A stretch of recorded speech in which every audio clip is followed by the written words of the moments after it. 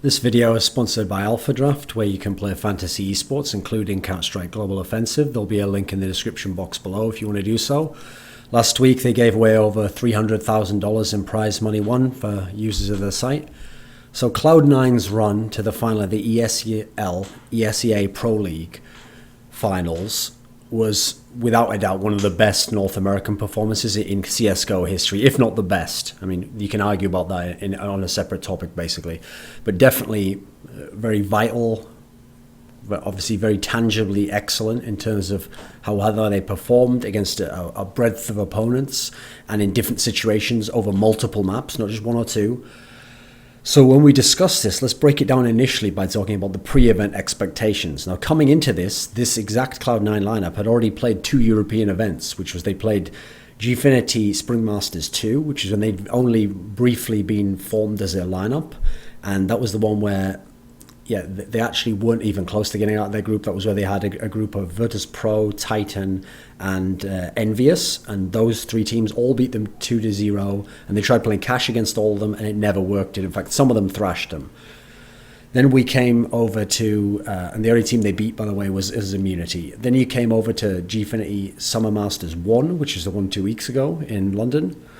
And they came last place at this event as well, but with the caveat that because of Mousespots upsetting Virtus Pro, the only two teams actually that they got to play was they played Envious, and they won a map off them, trained in overtime, but then they lost 2-1, and then they lost 0-2 in the lower bracket to Virtus Pro. So they went in last place, but against two of the upper echelon teams in Europe. Now, the reason that's interesting is, first of all, yeah, they came last or close to last again for two of those events. I mean, last place...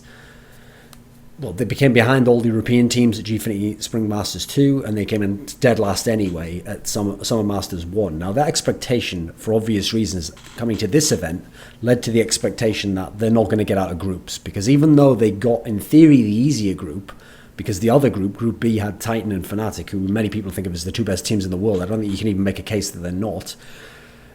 Since Cloud9 had Group A, which was Virtus Pro and Envious, two teams they played recently, okay, there's a chance to get out there, and obviously they'd won a map off Envious, and Envious had been dropping maps, except for in the final at the previous Gfinity 2 weeks before. Okay, there's a possibility at least. But with that said, VP had rinsed out C9 before. VP always has had a good history playing against C9 and Call, and those calls going back in history, so it was reasonable to expect that even those teams who aren't at perfect peak form, like it's not like the VP that won Katowice a year and a half ago, well, not quite a year and a half ago, 14 months or whatever. It's not quite the team that just became the number one team in the world earlier in the year for Envious. Yes, they won Gfinity, but even then, like I said, they looked shaky at times. With that said, though, you wouldn't have expected C9 to actually get out of the group, though. Now, they had a chance in as much as it was best of one. So maybe if they'd have won two best of ones, you might have thought, hey, that's the possible route. If they could upset Envious and then they upset VP, hey, maybe that's doable. But what you wouldn't have expected is for them to beat Envious, then lose to VP, and then here's the key part, then beat Envious in a best of three. Now, that is very unexpected. That's not to be expected in terms of what has to happen there. But obviously, yeah, they beat Envy and on Cash, which is one of the better Envious maps. They lost to VP on Overpass pretty convincingly. Against Envy in the best of three, they played Dust 2, they won 16-12. They played Cash, they won 16-12. In these maps, they were able to overcome early deficits and come back to win in impressive fashion. And this actually earned them the second spot. Now, it turned out, because of the two upsets in the other group, that's the key thing, two upsets, because CLG upset Fnatic and Keed upset TSM, that meant that CLG, after a best of one upset of their own, only had to play Keed to get in first place. So because CLG got in first place, Cloud9 amazingly, a tournament with Virtus Pro, Envious, Fnatic, TSM, got a semi-final opponent of CLG, which is unreal. I mean, that alone is yeah, that's the best ever chance to make a final there. And they did just that. They wrecked CLG quite easily, 2-0, and off they were into the final. Now in the final, Cobblestone, the first map, was initially tight. Then on, I think I got 7 T rounds, I think, which actually didn't seem like it was going to be enough, because you expect Fnatic to be a very good T-side team on this map. It's one of their best maps. I think they're the best in the world on it overall. But okay, admittedly, they've had a couple of losses recently. It's Cloud9 now and TSM in the past at Fragbite. But in the second half, Cloud9 got up this big lead and they were close to winning, but then Fnatic put together an excellent run of form to come back after the pause when it was like, what, was it 7-13, I think it was? 8-13, I think maybe. They got this little run going, and in the end, C9 just did enough to close the map out. They won narrowly, 16-14. They take the first map in a shocker, almost reminiscent to some degree of when iBuyPower won the first map against Fnatic at the Face It Season 2 finals, except that iBuyPower won in much more comfortable fashion on that one, though. I think it was Dust 2. Then you go over to the second map, which was Cash. And we all know kind of the narrative, if you watched this game, was that in the first map, Olaf had to some degree struggled uncharacteristically, because he's the best pro in the world at the moment in very good form.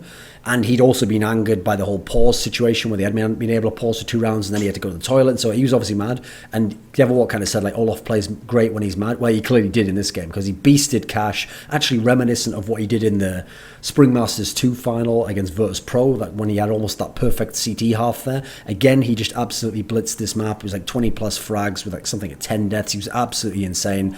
And this was a stomp. Fnatic just straight up stomped this. And that's even in spite of like 1 round Freakazoid had this crazy round where it was on the CT second round for Cloud9 where they'd lost the pistol, but he kills 4 people and somehow they win that. So even with that, this was a total stomp for Fnatic. So 1-1 in maps, narrow win for Cloud9 first of all, stomp for Fnatic secondly. We go into Overpass as the third one. Now, people aren't expecting that Cloud9 should really have a big chance on Overpass, because even though people had been mentioning, like, okay, they'd played well against the guys from Virtus Pro at Gfinity. Virtus Pro looked quite weak at that tournament, and Virtus Pro can be good on that map, but they're not exactly exceptional on T-side in general. So people, and obviously the key thing about Fnatic on this map is that Fnatic has been having these really good CT halves because they play the map quite interestingly. Since so many teams put focus around the A site, Fnatic play up really close, up in toilets, up on the long area, but they do it in 2-man teams, and then by having JW sometimes be there on his own, taking these crazy peaks, you never quite know when you're going into a 2-man setup, when you're being baited into something, if you can push in and aggressively try and take advantage of knowing he got a kill there, or that you're going to get completely stacked from the Fnatic guys, and they're going to lock you if you run into their opponent. So it makes it really difficult to play that, and in fact it's almost tunneling you to try to go towards B, but since they're playing such aggressive angles, they can then come in behind you as well. So it's quite difficult to play against Fnatic on the map, on T side particularly, and this is what these guys found actually, because even though they had some good moments on this map, it was mainly CT side. Like on CT side, Cloud9 had a pretty good CT side, but when they were on their T side, yeah, they struggled. And Fnatic was able to get this huge run of rounds, and they were able to win the game narrowly, 16-14 win, so paying back Cloud9 for that cobblestone game in some ways. And we saw the second of what would end up being 3 big comebacks by Fnatic, this time a successful one after the cobblestone one hadn't been successful. And so Fnatic take it, steal the map, 2-1 they're up. Fourth map is Dust 2. Now, Fnatic have shown some very good performances on it in recent tournaments, but this is a map you'd think Cloud9 are in with a chance on, because it's just a map that historically has always been good for their core. Admittedly, their core's down to 2 players now, and not even really the stars, but okay, just historically, it's always been a map that any teams have enjoyed, and when you've got a star AWP like Skadoodle, you expect this to be a map you have a chance on. The main thing about how the Dust 2 game went was, in the first half, it was going absolutely fine. That was all great, and obviously Fnatic can be very dangerous CT side, so you're thinking on this first half T side for Cloud9, like, okay, this has worked well, we've got it done here, but then when they switch on, oh no, wait a second, let me think. Actually, wasn't it the other way around? Yeah, okay, it's the other way around actually. Cloud9 had like the good CT, no, it was the other way around, I've got it wrong around. Yeah, Cloud9 had the decent T side, that's the thing. Throughout this whole tournament, they pretty much always had decent T sides, except for that Overpass game, which ended up being like a repeating kind of just a repeating pattern. But when they were on the CT side in the second half, when they're trying to win the game and close it out, they get the early rounds, and at that point they feel like they're close, they think it's possible, hey, we can win this, we can go to a 5th map. The problem is that they have a CT side failure, they get shut down completely, and Fnatic guys are able to just repeatedly execute onto the B site over and over again. They're able to make it work, and the Cloud9 guys can't figure out what to do. They can't find any openings. They can't really make many plays. Yes, some of the rounds are getting close, but Fnatic again and again is just getting these successes, and they actually win 8 rounds in a row, terrorist rounds. They win I think it was 5 in regulation, and they win the first 3 in overtime, and then they just win the first CT round on overtime, and that's 9 total rounds in a row to win the map 19-15, after obviously Cloud9 had been at map point for 5 rounds.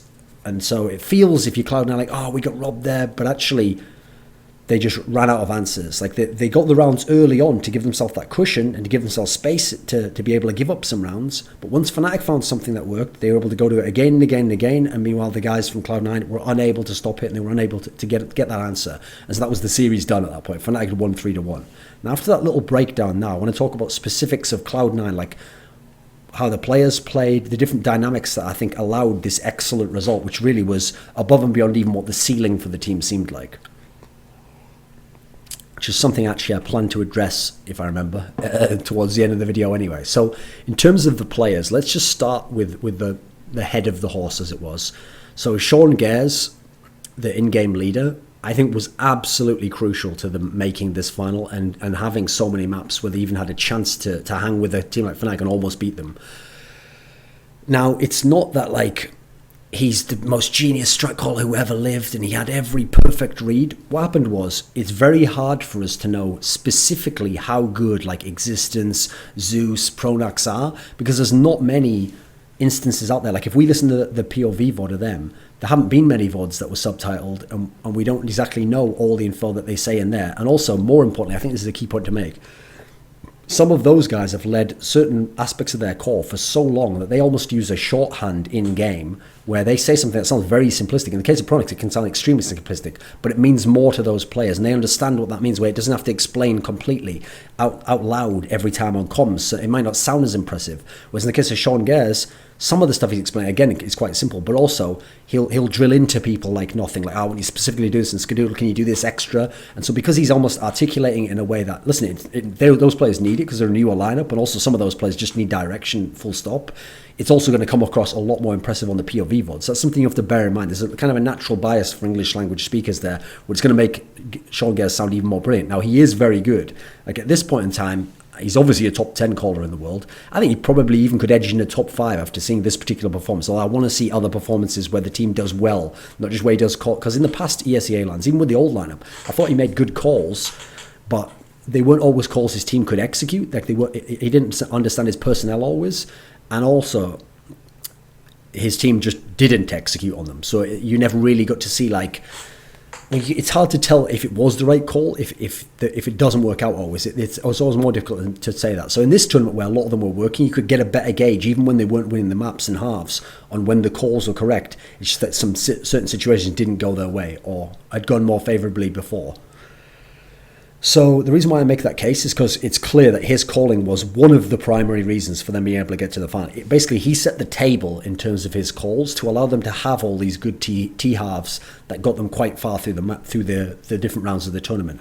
Now, first and foremost, I do think from watching the whole tournament and from listening to some of the POV VODs, it seemed like almost every single game they played, almost every single game, he made the right calls. He did a good job. He and his job in terms of in-game leader, he was nailing it. He was doing above average, beyond the Call of Duty, elite level in-game leading. I'd say on all the maps except for except for the 2 Overpass games. So except for the Overpass game against Virtus Pro, where they just really struggled in terms of getting enough T rounds themselves. And then on the Overpass game against Fnatic, because that was another one where, okay, here's the problem. It's not that they entirely struggled. Actually, let me take that back. Here's the thing: the T sides for the Cloud9 guys. What seemed interesting is if you notice how many times they got ahead. Part of that I felt like was what they always had to do to have a good T side was they had to start T side ideally on the map. And then, as they actually mentioned on the analysis desk, I remember. And then it's like, I always felt like how many rounds they got there allowed them kind of to set mentally when they went to CT side how many rounds they needed, and that therefore adjusted how they played, like the sense of urgency. Like, we have to gamble and overload this site now because we need extra rounds in this particular situation, or we only need a couple so we can play looser here and play off that site, and we'll just play on your comms and we'll gamble over the other area. It felt like that's how they tended to do it. So when they didn't have the T side knowing what they needed on CT side, it felt like they were put in a situation of more pressure of like, you have to just grind as many as you can, and that's where they had some issues. With that said, T-sides in general seemed like they were pretty good. Another key factor on T-sides that I really noticed as the tournament went on, especially once it got to the final, was that Cloud9 might actually have the best Molotov usage in CSGO right now. Other teams use them, but they're not always as good as the way Cloud9 use it, because they only seem to use them with a purpose. Like, it's for a specific strat that they buy them. And if you listen, Cloud9, Sean Gers tells them when to buy the Molotovs, and he ensures people do it. So I felt like they had some of the best Molotov play, and that actually boosted their terrace sides a lot. And so I noticed on the halves where they couldn't build up bank as terrace, and they were getting the rifle buys and even armor, but they couldn't get all the Molotovs because obviously they can be $600.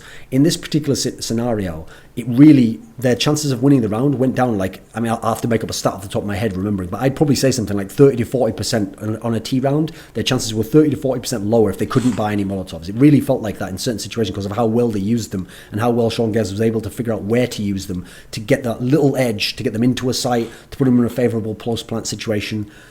Another big factor helping them out in terms of the T-sides was, I'd call it the Freakazoid factor. Now, I'm not ignoring what he did individually as a player, just the way he plays is a huge bonus for their team that I don't think any North American team can actually compare to at the moment in terms of their entry fragger. If you ever go back to the video where Shazam and Semphis were removed and they brought in Skadoodle and Freakazoid, even though obviously the majority of the video, my emphasis was like, Skadoodle's an awesome player, this is a great move, the best possible move. When I get to Skadoodle, yeah, I have reservations. Like, I'm like, I can't see how this is going to help in terms of, like, they need more fragging and nothing's still going to be an issue. And now a lot of the games on Skadoodle and Shroud, a lot of these things, by the way, came to fruition in some senses.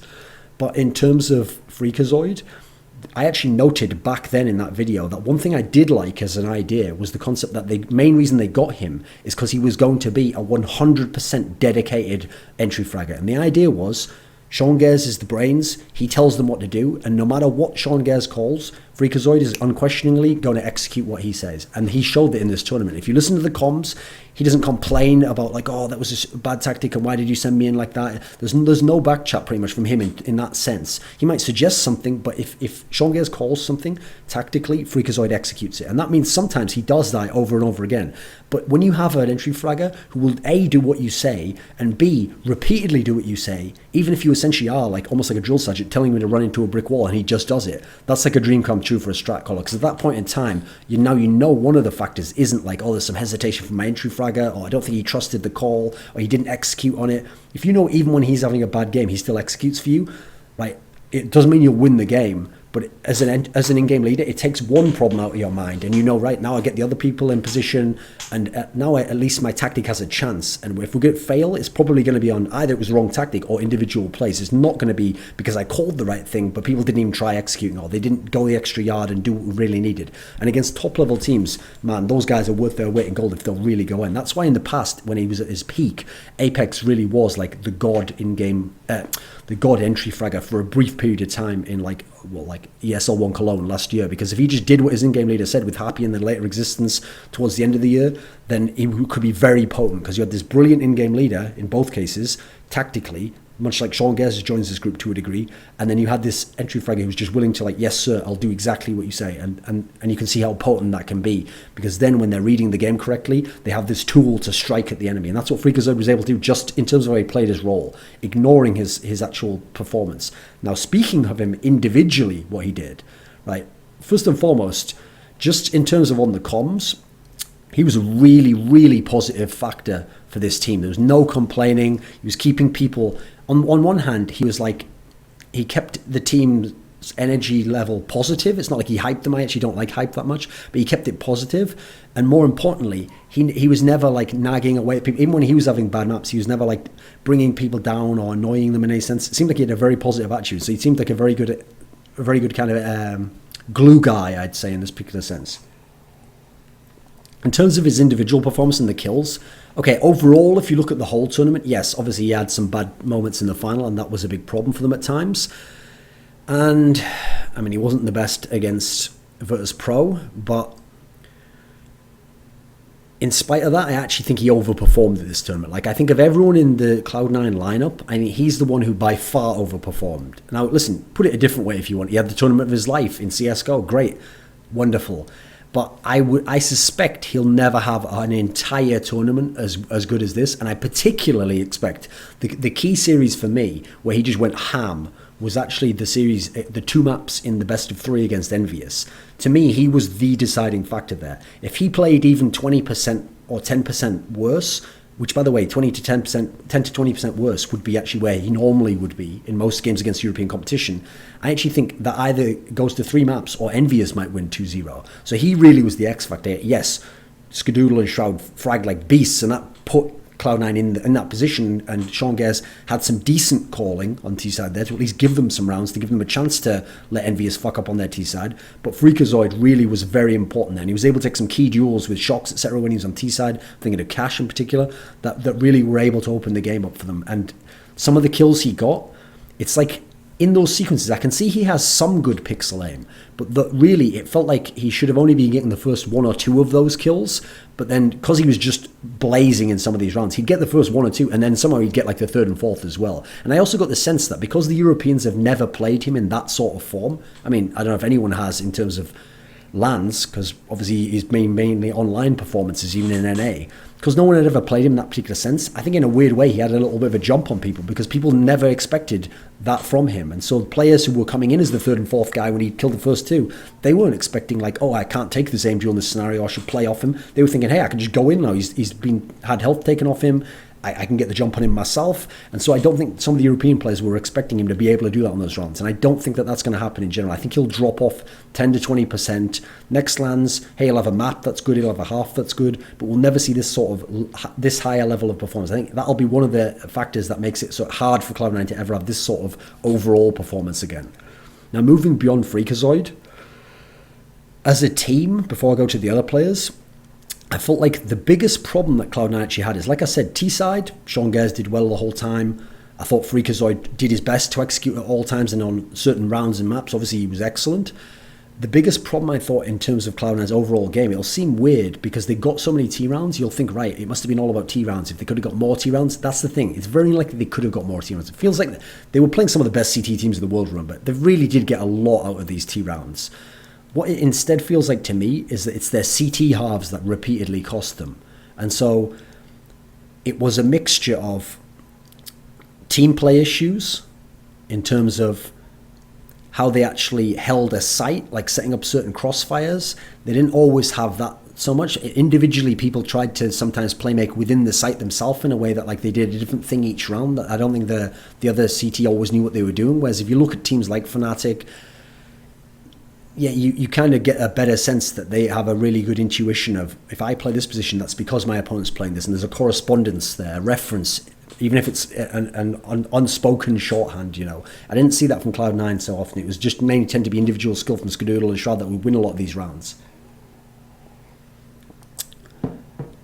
There was also the factor that when they were on their CT sides, yeah, they just had a really hard time beyond, like they would get into a lot of 1vx situations that when I saw them win some of them in this scenario, even some of the wins, like I would actually bet like about 20% of those would drop off. Like, I mean, I remember against Fnatic, they had someone real once on Overpass that were like, wow, really?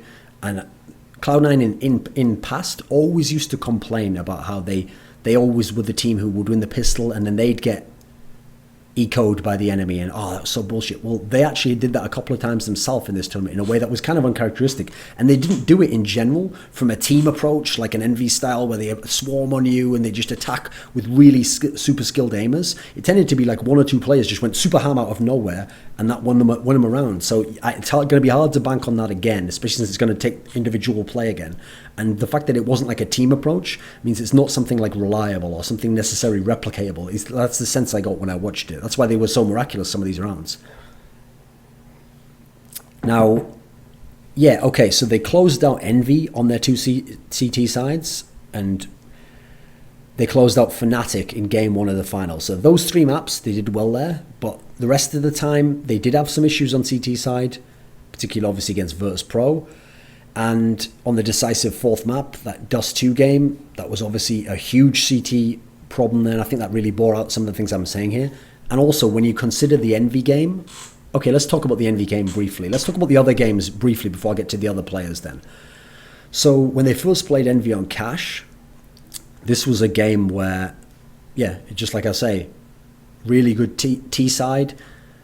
Obviously, the Envy guys, I think this was the game where Envy was up quite big, and then they did this sick comeback, the guys from Cloud9, mainly CT focused, which was based around, they had a really interesting way of playing the A site for a start off, the way they played off it. And that's the thing, it has to be said, Envy players in this game were doing pretty decently. So I think this one, what's funny is this game, as someone mentioned on Twitter, I think it was Henry G actually, since Envy won both the pistols, when you look at the score, actually, this probably, if we were to take like real rounds, this probably was a convincing win for the guys from Cloud9 actually. Like if we take away the pistols, this, like if we gave them 1 apiece to each team, this would probably have been like a 16-10 to 16-11. So this was a very convincing win. That was a good one. The unexpected clearly for Envy. Envy probably themselves thought, oh, we were just slumping, who cares? But a good win for Cloud9. Then they win against VP on Overpass. VP gets 7 straight CT rounds. Cloud9 is clearly like dejected. They're having real problems figuring out what to do on T side. What's interesting was what VP did differently from a lot of other teams on this map when I've seen them play Cloud9 is they would play off the A site and almost bait Cloud9 to come in, and then they would just retake, but they would retake as the bomb's going down, which is actually the ideal way to do it if you think about it, because then the guy planting the bomb for a moment or two is taken off the map, he's off the chessboard as it were, and then you're just attacking the others, and they've kind of already wasted some of their flashes, then you're re-engaging back in. So it was an interesting way to play it, and it really seemed to fuck with the Cloud9 terrorist side. And they simply weren't winning all those clutches. It was actually VP who was getting a lot of them. Then you go into the Envy best of 3 series. Now in this series, the Dust 2 game, again, Envy early on feels like it's fine. Listen, we can always get this together. We're a great T-side team. We can always do this. This one, they close them out CT side. Well done. Envy, admittedly, is not playing that well individually. Like, you just look, I mean, for a start off, the last few tournaments, even when Envy hasn't won maps, Shox has been carrying. He's been in God mode again. He really wasn't even, he didn't show up in this series. Second map in particular, the Cash rematch, this one, the score was close, but it was only close because Kiyashima was absolutely beasting, doing everything he could to keep him in this game. And even then, that's all he could do. Meanwhile, obviously great fragging from like Shroud, Skradoodle, Shroud in particular. But the problem was all the other envious guys really struggled on the T side of this map. They just could not get anything done. And as a result, even Kyo going this ham, it just couldn't get you there. So as a result, closed them out CT side there. Now then, okay, those are just the other games, so just giving my thoughts on them. So you can see the CT side problems, but also the strengths they had at other times. And so the problem there is, it's not that Cloud9 overperformed on the CT sides, the ones that they won. I think it's more that in the case of Envy were absolutely uncharacteristically weak on Terra's side. I've very rarely ever seen them play that poorly in the series, that is. Not in the first game, that was a very legit win by Cloud9. But in the series, the Dust 2 and the Cash games, I don't think I've ever seen Envy struggle that hard against a team like Cloud9. It's one thing if you're playing Fnatic in God mode, but to struggle that much to even get the entries, they just couldn't swarm sites. They actually weren't even winning. I mean, here's the thing. The reason why I think it was a very good win for Cloud9 still is because Envy did still win some of those classic like Deagle buys, Force buys, but in general, they're like half buys. They didn't get that like sick headshot entry that just opens it into a 5v4 and then you take the half buy and somehow you manage to win it or get it in a 1v1 that you either win or lose. That's where their normal game was missing, and they were more at like a B or a C level at that particular aspect of the game. And unfortunately, they're a team, much like Virtus.pro, who really rely on getting those crazy half buys and making them work. So interesting to note there.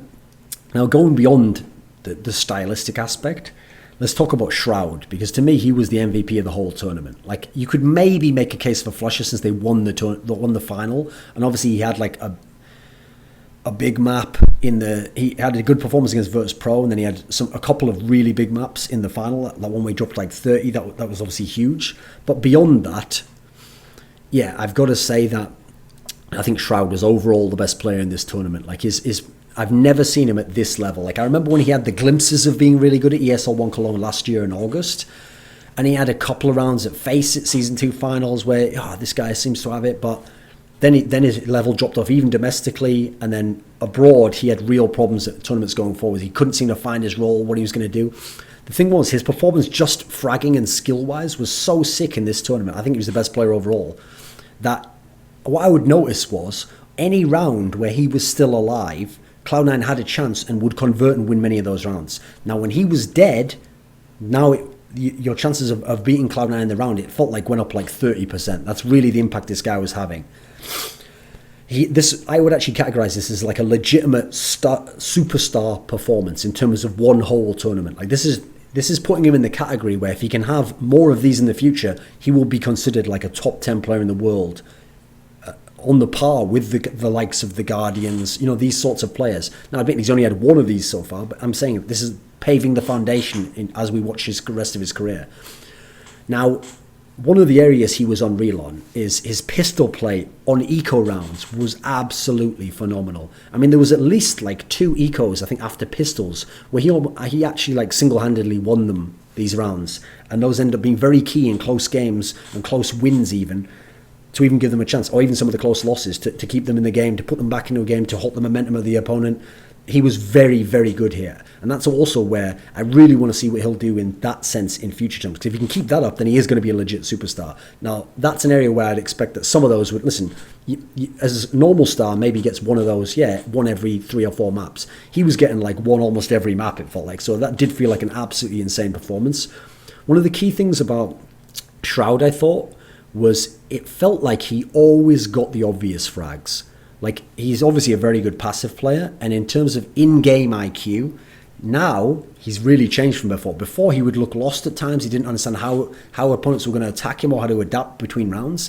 Now, his understanding at all times, like his visualization of where the enemies are coming when he's on CT, for example, is really good. He always has correct crosshair placement. He knows which side they're going to come from. He intuits correctly. And then on top of that, he secures those easy to medium level skill kills. And then beyond that, he was able to repeatedly set up and take aim duels with the best aimers in the world and win a majority of them. Like, he might have won like 60 to 70% of his one-on-one aim duels with the opponents. And so as a result, you put him in these situations where he's always in the correct position and he's always taking these one-on-one aim duels and winning each of them. And it's no wonder he bulldozed some of the best teams in the world and really put Cloud9 in this position to have this amazing performance. So yeah, unreal performance by Shroud. And for me, he was easily the best player on Cloud9, and he's the best. Well, he's put himself in position to be a superstar, but from NA, which we didn't think we were going to have before. Now, Skadoodle was an interesting topic because I actually, as much as Shroud was impressing me, Skadoodle impressed me to a degree, especially in some categories, but then in other ones, I still kind of like, it's not that I'm like left with questions, it's like I think I have some answers, they're just not as satisfying as I'd hoped they would be. So the thing with Skadoodle is, he's a very sick AWPer. And when I say sick AWPer, I mean the kinds of, like, he can hit really hard shots very routinely. Those super fast flick shots, those reaction, just pixel twitch reaction shots. He's one of the best in the entire world at that. He might even be the fastest in that sense. I'd love to see more of him in the sense of like being able to compare side by side him and Guardian. 'Cause it's between him and Guardian as to who's the sickest in that respect. The thing with Skadoodle is, it feels like, okay, he's a better AWPer than JW, but he's not a better player than JW. And the key reason why is, first of all, his rifles are just average. For top-level pros that we're talking about here, these other names, his are just average. JW's are much better, his rifles. And then people like Olaf and Device obviously have significantly better rifles. So there's that. And then secondly, this will sound like a weird criticism, but one thing that's good about Skadoodle is that he's really consistent, like because he's going to get certain kills routinely, even really hard ones, but he doesn't tend to have monster games. Like, Skadoodle's the guy who will just give you 18 to 20 frags on almost every single map. 18 to 20, 18 to 21 frags. That's what you can expect from him every single map. Almost win or lose. As long as the game's close, he's going to give you those frags. The problem is he's not going to have the 30 frags against top European competition. That just didn't really tend to happen in general. I remember it happened once against Envy on train at Gfinity Summer Masters 1.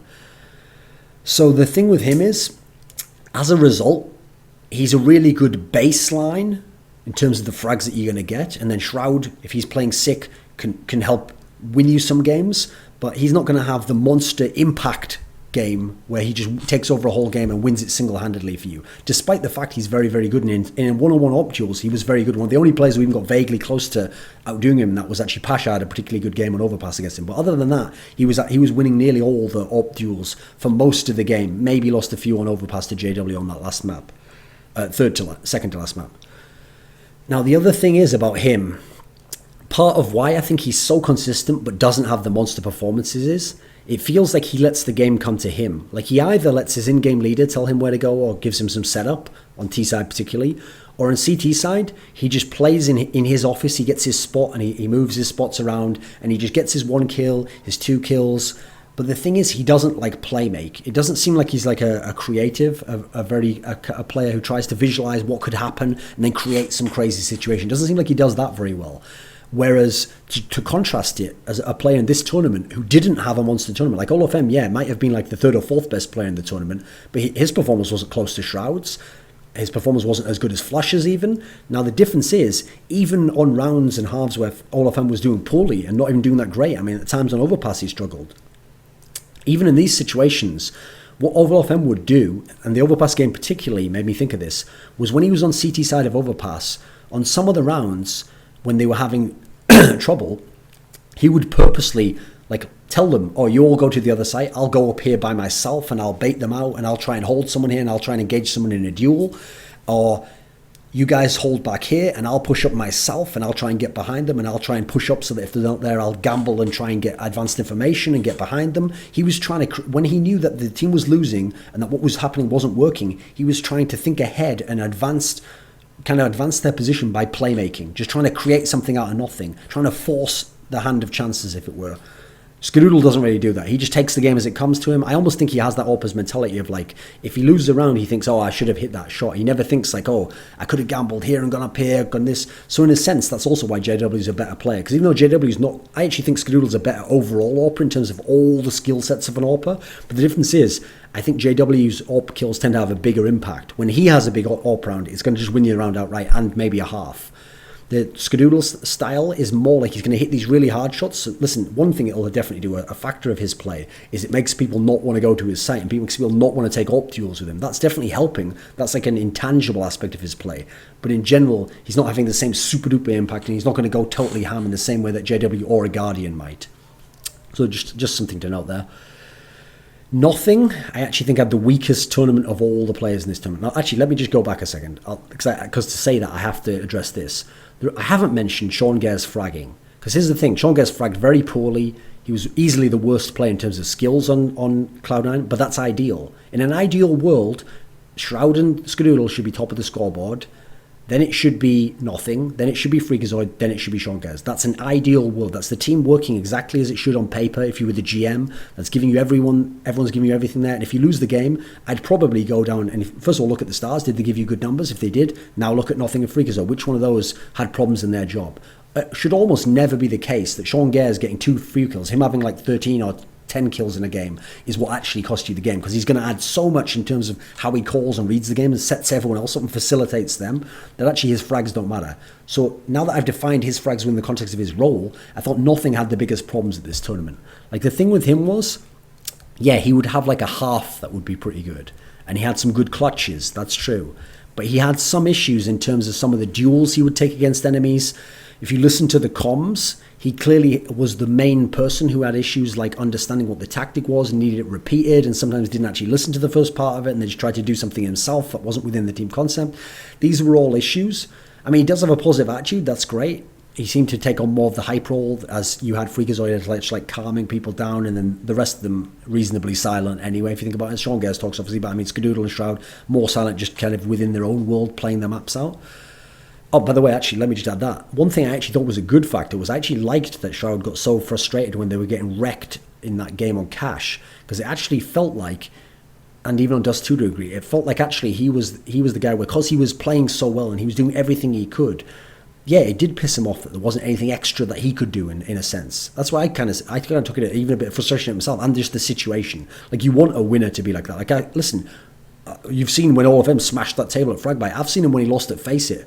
When he loses, even if he played well and the team played pretty decently, but someone beat them by like playing exceptional CS like TSM did in those 2 tournaments, he gets mad as fuck because he's trying to think like, oh, my guy couldn't get off in this way, and I had like some good kills, but I should have won these other ones. I actually like that because you're pushing for more all the time. You're not willing to just accept that, oh, I'm doing well. Okay, we did our best. It doesn't matter. Kind of like that. So anyway, yeah, Nothing had a few issues, but even so, obviously the whole team, to a minor degree, overperformed in some senses as a unit at the very least. And so it's hard to say he had a bad tournament, did he? He obviously had a pretty good tournament overall. But the key thing is, even when everything else was going, I mean, he's not going to be a beast. He's not going to be up there with Shroud and Skadoodle. That's going to happen every now and then. But in general, it's all about those two. Now, that's one of the issues, is that Skadoodle has shown me he can be consistently above average even at the top level. Shroud has shown me that he can be extremely good on map after map against even some of the best players. That's great. If we can rely on those two, you'd hope that's enough, right?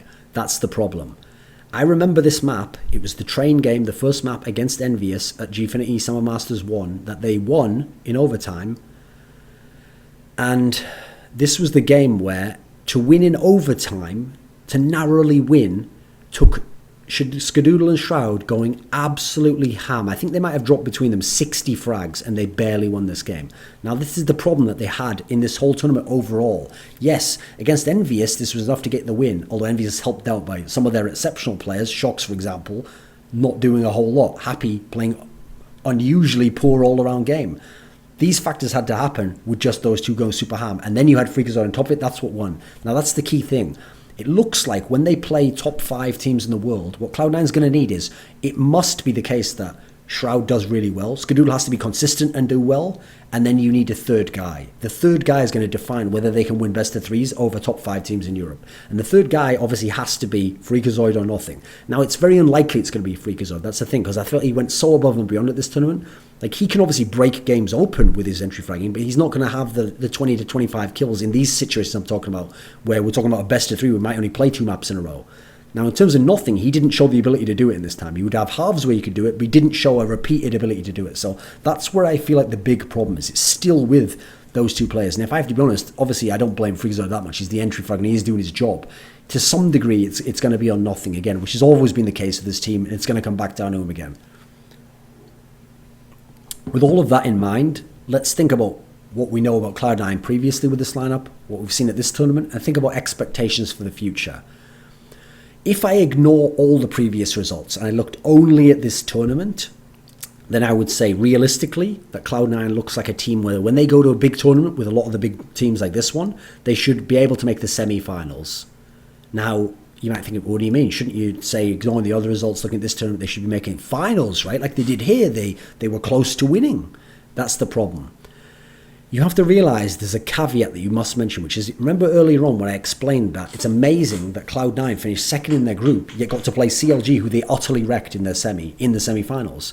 Now that was 2 factors involved with that. Best of 1, and then multiple upsets that had nothing to do with Cloud9's play, because they were over in a different group, happening simultaneously to facilitate that occurring, okay? So, first and foremost, think of it this way. What did Virtus.pro do wrong in this tournament? So they beat Luminosity huge. They comfortably beat Cloud9. Done nothing wrong so far. They went into the semi-finals where they played the best team in the world, maybe even the best team of all time, and lost 2-1 in a series where they were playing the best team in the world and they still won a map off them comfortably. VP didn't do a whole lot wrong here. VP could have been the second best team in the tournament here. We didn't get to really see because unfortunately they only played best of 1, so we can't say they're the second best. Cloud9 played way more games, and they played games against Envious, a best of 3. That would have been cool to see from VP. They played obviously 4 games against Fnatic, whereas VP only played 3 and then the 2 group stage games. So we can't say they're the second best, but they could have been. They kind of got screwed over by the upsets. Now Cloud9, since VP got screwed over by them, someone must have benefited from the upsets. That was what happened to Cloud9. Cloud9 not only needed to beat Envious in a best of 3, which isn't always going to happen, but did this time. They not only need to beat Cloud9 in Envious in a best of 3, but they then needed not only CLG to beat Fnatic, which was unlikely and was a very close result, but secondly, they need key stars to upset TSM. Now, why do they need both of those to happen? Because if CLG beats Fnatic, but TSM gets past Keed, it's very likely, let's just be reasonable, that TSM beats CLG. Therefore, in the semi-finals, Cloud9 plays TSM, who I would predict would beat them in a best of 3, unsurprisingly, especially actually because of the map pool. Now, ignoring that, what about another way round? What if CLG hadn't lost to Fnatic? Let's do it the other way around. But Keedstad had beaten TSM. So same upset, but we're just taking one of them away. So now Keed still beats TSM. Fnatic beats CLG. Fnatic plays Keed.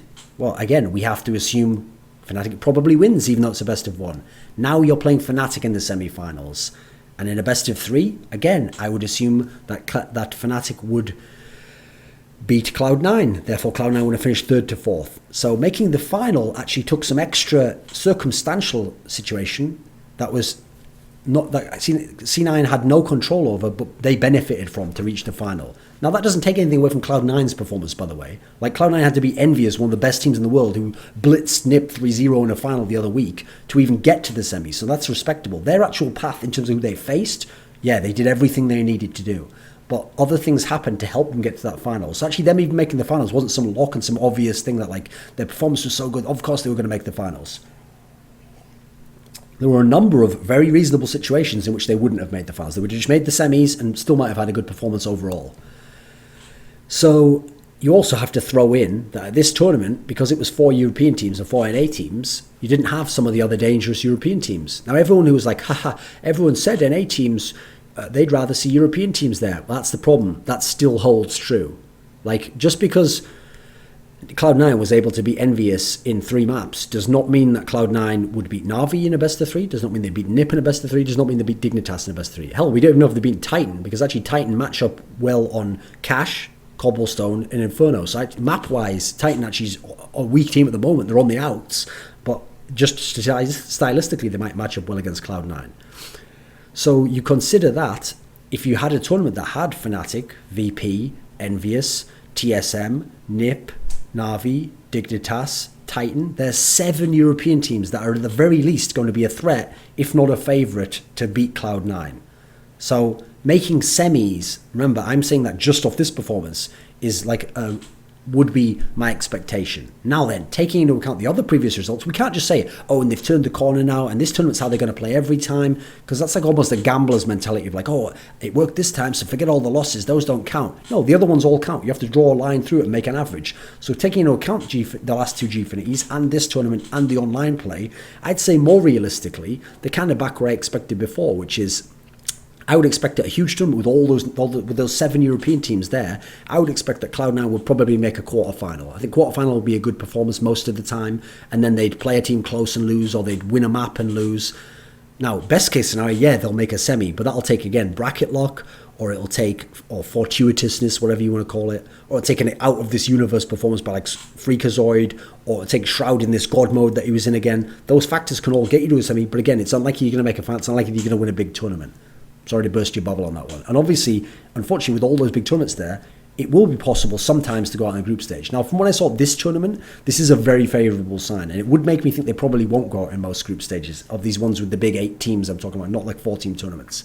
Now, with that said, the big positives for Cloud9 were the number of maps they were able to win on, right? They were able to win on Cobblestone. They were very close to winning Overpass, although they couldn't execute at the end. And Dust 2, obviously, Cash, they kind of got stomped on by Fnatic, but Cash against Envy, they won twice, and that's a good Envy map. They won Dust 2 against Envy. This is the thing, if you actually look at the breadth of the tournament, would the Cobblestone map happen every time? Taking out the admin thing, that was very close. We still can't really say that Cloud9 is some beast team on Cobblestone. So I'm not ready to make that like a strong map for them. Train, I think just because of the win over Envious, everyone else was steering clear of them, and a lot of teams haven't figured out Train yet. So, okay, they seem like they can at least be using that to force bans. So they've got the Train one there. Cobblestone 50-50. Really, if you're being realistic, they're a Cash and Dust 2 team still. That's really what they are. And those 2 maps, they can match up against a lot of teams. Now, it is a problem, unfortunately, that a lot of the elite teams at the moment love those maps, particularly Cash.